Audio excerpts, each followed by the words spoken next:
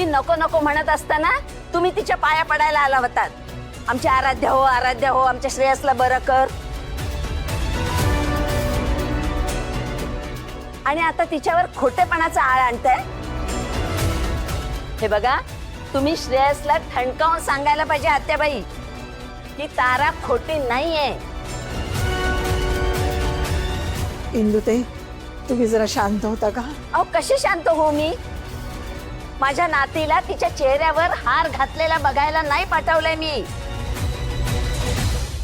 तो एक येडा झाला असेल, पण तुम्ही तर शहाणे आहात ना.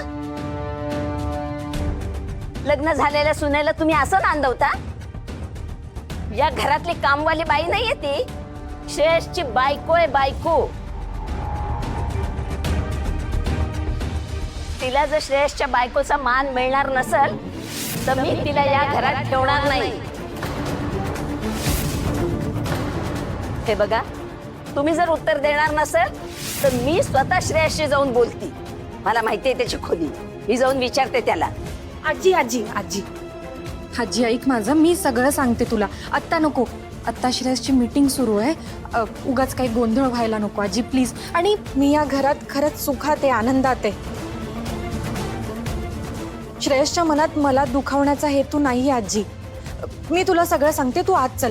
तू आत्ता श्रेयसशी बोलणार नाहीयेस प्लीज. तू नंतर आलीस ना की त्याच्याशी बोल, ठीक आहे? हे बघ सारे, मी काय करायचं ते तू मला सांगू नकोस. तू हसत हसत तुझ्या सुखावर पाणी सोडशील, पण मी तुला त्रासात बघू शकत नाही. मला श्रेयसशी बोलायलाच लागेल. जातेच मी. आजी आजी अगं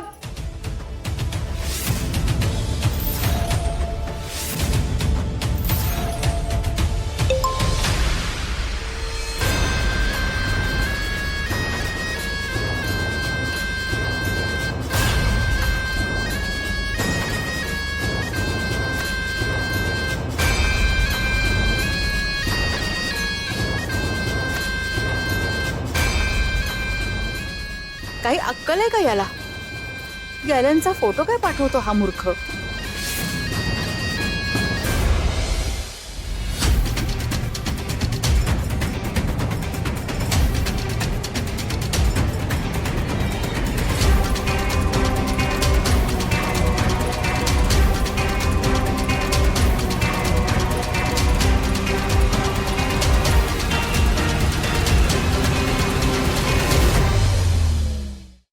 सो मी सांगितलंय तसं सगळं करून ठेवा. सो हॉर्टिकल्चर एक्सपर्टशी माझी 1-to-1 मीटिंग झालेली आहेच.